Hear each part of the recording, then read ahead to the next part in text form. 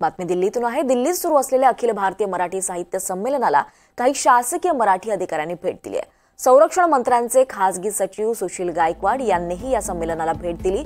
सुशील गायकवाड यांनीही हॉस्टेल्स लाईफवर पुस्तक लिहिलंय। त्यामुळे स्वतः लेखक असलेल्या सुशील गायकवाड यांचं संमेलनाबाबतचं मत काय आहे हे जाणून घेतलंय आमचे प्रतिनिधी रामराजे शिंदे यांनी।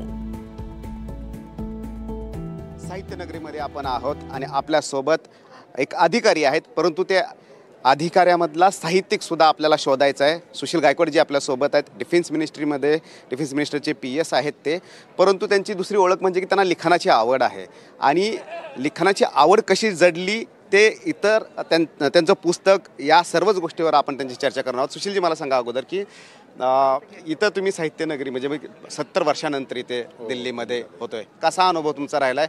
कारण ब्युरोक्रेसी तुम्ही इथं बघितलेलं आहे, दिल्लीमध्ये वेगवेगळे कार्यक्रम तुम्ही पाहिलेले आहेत, मराठी लोक एकत्र येणं, एका छत्राखाली येणं, एकतर म्हणजे सर्वात महत्त्वाचं हे की म्हणजे 70 वर्षांतर आता आपण इथं संमेलन भरतोय, त्याची खूप उत्सुकता होती आणि त्यामध्ये कुठल्या ना कुठल्या स्वरूपात इथे आपण हे करावं म्हणून पण एक मनापासून इच्छा होती आणि ते इथे घडताना दिसतंय। आणि संमेलनाच्या निमित्ताने एवढे सारे मराठी मंडळी दिल्लीत एकत्र येत आहेत, यापेक्षा आनंदाची गोष्ट कुठली असू शकते। आणि इथे पाहतोय की वेगवेगळ्या भागातली मंडळी आहेत, वेगवेगळ्या समाजाच्या वेगळ्या स्तरातली मंडळी आहेत आणि ह्या ग्रंथ प्रदर्शनाच्या निमित्ताने सुद्धा पण आपल्याला वेगवेगळी मंडळी भेटताना दिसत आहेत, त्यामुळं तो एक आनंद वेगळाच आहे। दुसरा प्रश्न तुम्ही विचारला होता की माझ्या साहित्याच्या बद्दलचा। लेखणी कधी हातात घेतली तुम्ही? लेखणी मी माझं पुस्तक हे 4 वर्षापूर्वी आलं होतं। करोना काळात मला थोडा वेळ भेटलेला, तर झेंगट नावाची एक कादंबरी लिहिली होती मी, जी राजहंसने प्रकाशित केली आहे। ही कृषी महाविद्यालयाच्या जे वसतिगृहातलं जे जीवन असतं विद्यार्थ्यांचं, त्याच्या पार्श्वभूमीवरती ही लिहिली होती। कारण तसं त्या पार्श्वभूमीवरती मराठी साहित्यात लेखन नव्हतं आणि काही वेगळे अनुभव पण त्यावेळी आले होते। तो एक डोक्यात होता विचार म्हणून ती कादंबरी लिहायला घेतली आणि सुदैवाने त्याला चांगला प्रतिसाद पण लाभला।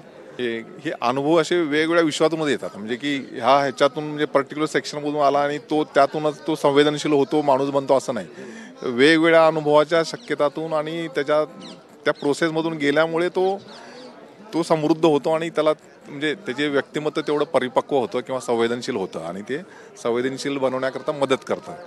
त्यामुळे तुम्ही म्हणता त्याचाच भाग आहे एक तो।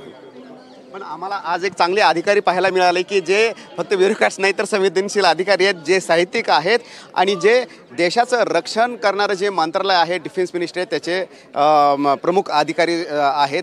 आणि साहित्याचा हा जो कुंभ मी म्हणेल की इथं जो भरलेला आहे, असे अधिकारी आणि असे लोक जे आहेत ते येत आहेत या छत्रपती शिवाजी महाराज साहित्य नगरीमध्ये। कॅमेरामॅन सत्यमसह रामराज शिंदे, NDTV दिल्ली।